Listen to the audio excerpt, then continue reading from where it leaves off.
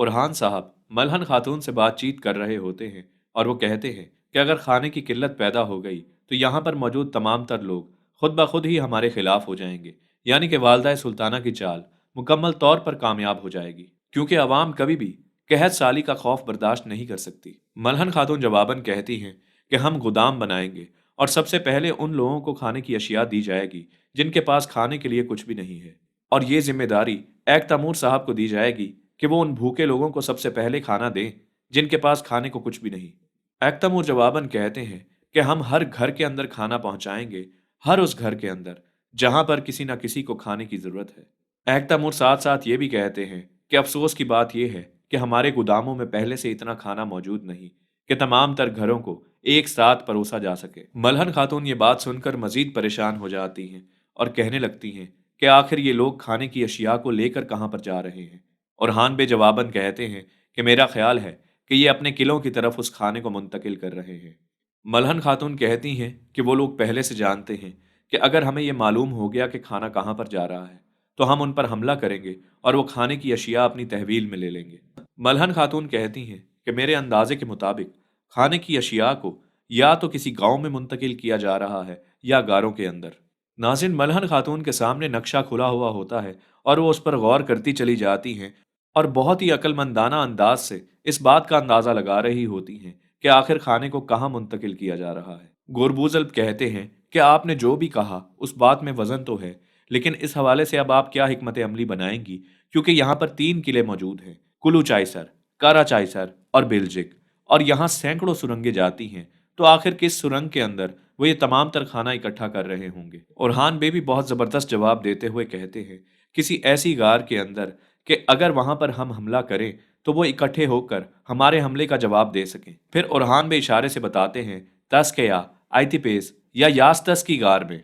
मलहन खातून मुस्कुराते हुए कहती हैं इसका मतलब ये हुआ कि वो कोपरू हिसार किले के करीब इस खाने को जमा कर रहे हैं। दूसरी तरफ सोगूत में इस्मान सुल्ताना के सरदारी कमरे का मंजर दिखाया जाता है। आपची उनके सामने मौजूद होता है और उनको बताता है कि आपका हुक्म कुनिया में पहुंचा दिया गया है। ये कहकर आपची वहां से चला जाता है। आपची के जाते ही बाला खातून उस कमरे में दाखिल हो जाती है। इस्मान सुल्ताना बाला खातून को देखकर मुस्कुराने लगती है और उन्हें कहती हैं कि खुश आमदीद। बाला खातून कहती हैं कि आपने मुझे ये पैगाम भिजवाया था कि किसी बहुत ही अहम मौजू के ऊपर आपको बात करनी है और बहुत जल्द बात करनी है, लिहाजा वो बात करने के लिए मैं आपके सामने हाजिर हूँ। वालदाए सुल्ताना, लिहाजा आप मुझे बता सकती हैं कि क्या बात है। इस्मान सुल्ताना जवाबन कहती हैं कि ये बात तो तय है कि हमारे दरमियान बहुत ही गैर मुनासिब तरीके के वाकयात रूनुमा हुए हैं, लेकिन वो तमाम तर चीज़ें माजी का हिस्सा हैं। पहले आपने मुझे खाने पर बुलाया था, लिहाजा अब मैं आपको अपने खाने पर दावत देती हूँ। आप आएँ, आकर बैठें और बैठकर मेरे साथ बातचीत करें और खाना भी खाएं।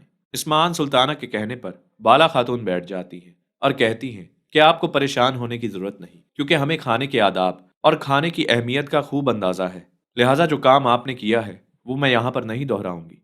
इस्मान सुल्ताना मुस्कुराते हुए कहती हैं कि बाला खातून, सबसे पहले तो मैं आपको आपकी जुर्रत पर दाद पेश करती हूँ कि जिस अंदाज से आपने वहां पर मेरी उन तमाम तर चीज़ों पर अपना रवैया दिखाया, मैं उससे बहुत मुतासिर हुई और मैं आपकी और भी बहुत सी काबिलियत को जानती हूँ, यानी कि फतूहात में कैसे आप और आपकी खवातीन हिस्सा लेते चले जाते हैं, जिसकी वजह से उस्मान साहब के लिए कोई भी किला या कोई भी जगह फतह करना बहुत आसान हो जाती है। बाला खातून कहती हैं कि बहुत बहुत शुक्रिया, मैं बहुत अच्छे से इस बात का इल्म रखती हूँ कि हमारी खवातीन लड़ने की महारत भी बहुत ज़बरदस्त रखती हैं और उन्हीं की वजह से बहुत सी फतूहात में आसानी हो जाती है। माशाअल्लाह।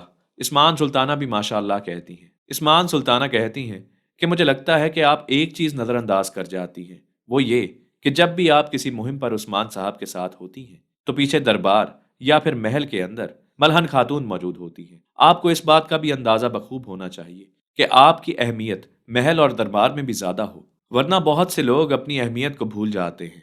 बाला खातून कहती हैं कि आपको परेशान होने की ज़रूरत नहीं, क्योंकि हमारे दरमियान किसी भी किस्म के तख्त या ओहदे की लड़ाई नहीं होती। हम तो उस्मान साहब के कहने के ऊपर तमाम तर काम करते हैं और उनके हर हुक्म को बजा लाते हैं, और हर शख्स को अपनी जिम्मेदारियां बखूब अंदाज से निभाने आती हैं। इस्मान सुल्ताना हंसते हुए कहती हैं कि जो मैंने देखा है उससे तो ये बात जाहिर नहीं होती। बाला खातून कहती हैं कि आपकी ये बात करने का मकसद क्या है। इस्मान सुल्ताना जवाबन कहती हैं, आपके महल में जिस चीज़ ने मुझे तकलीफ दी वो ये नहीं थी कि आपने मुझ पर खंजर उठाया, बल्कि ये चीज़ मेरे लिए ज़्यादा तकलीफ दे थी कि मलहन खातून आपको रोकने की कोशिश कर रही थी। जबकि मेरे मुताबिक उनको ये हक हासिल ही नहीं। इससे ये बात जाहिर होती है कि वो अपने आप को आपसे ज्यादा बरतर समझती है। बाला खातून कहती हैं कि ऐसा हरगिज नहीं है। हम में से अगर कोई एक आग होता है तो उसी वक्त दूसरा पानी हो जाता है। यानी हम दोनों एक दूसरे के साथ बहुत ही अच्छे से रहना जानते हैं और कभी भी हम पर गुस्सा इतना हावी नहीं आया कि हम एक दूसरे के साथ लड़ें। यकीनन आप हर चीज पर जरूरत से ज्यादा गौर करती हैं और इसी वजह से आप इस गलत नतीजे पर पहुंची हैं। इस्मान सुल्ताना कहती हैं कि जब से मैंने आपको बखूब अंदाज से जानने की कोशिश की है तो मैं इसी नतीजे पर पहुंची हूँ कि आपका बेटा अलाउद्दीन बे ही आगे जाकर बे बनेगा। बाला खातून जो कि हैरानी से इस्मान सुल्ताना की तरफ देख रही होती हैं, इस्मान सुल्ताना कहती हैं कि मुझे इतनी हैरानी से मत देखिए, क्योंकि आप तो पहले से ही इस बात को जानती हैं कि एक काइयों की रवायत है कि हमेशा छोटा ही तख्त संभाला करता है, जबकि बड़ा उसकी रहनुमाई के लिए हर वक्त उसके साथ मौजूद होता है। और मेरा ये ख्याल है कि उरहान बे भी ऐसा ही करेंगे और गद्दी आपके बेटे यानी कि अलाउद्दीन बे को दी जाएगी। लेकिन मुझे नहीं लगता कि मलहन खातून कुछ भी ऐसा होने देंगी। हर माँ का ये फर्ज बनता है कि वो अपने बेटे के लिए पहले से खड़ी हो, जैसे कि मैं अपने बेटे सुल्तान अलाउद्दीन के लिए खड़ी हूँ, क्योंकि हम जैसे लोगों के लिए दूसरा और कोई चारा नहीं होता सिवाय इसके कि हम अपनी औलादों को महफूज करें।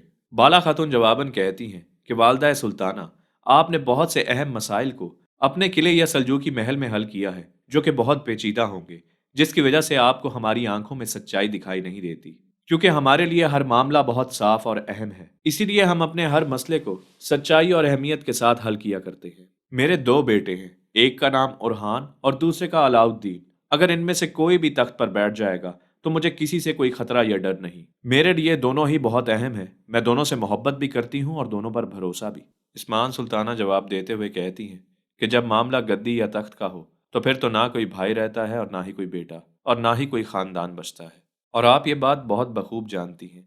लिहाजा एक माँ होने के नाते मैं आपको यही मशवरा देती हूँ कि आप इन तमाम तर मामलात को लेकर मोहतात रहें, अपने बेटे का साथ दें, उसके शाना बशाना खड़ी हो जाएं और उसके हक के लिए अपनी आवाज़ बुलंद रखें। इस जालिम और अंधेरी दुनिया में उसको रास्ता दिखाती जाएं कि उसे किस रास्ते चलना है। बाला खातून ये बात सुनकर वहां पर खड़ी हो जाती हैं और वो कहती हैं, ना तो मलहन खातून और ना ही मैंने कभी अपने बच्चों का साथ देने की बात की है।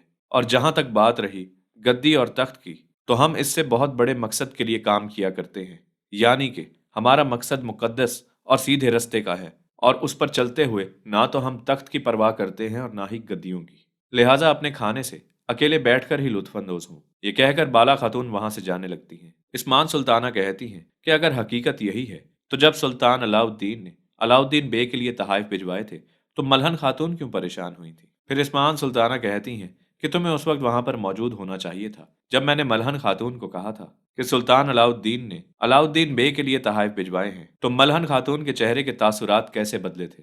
और इसके साथ साथ सुल्तान अलाउद्दीन ने यह भी कहा कि अलाउद्दीन एक जबरदस्त सरदार बनकर आगे उभरेगा। इस्मान सुल्ताना मुस्कुराते हुए कहती हैं कि अगर उस वक्त आप वहां पर मौजूद होती तो आप इस अंदाज में मुझसे इस मामले पर बात ना कर रही होती।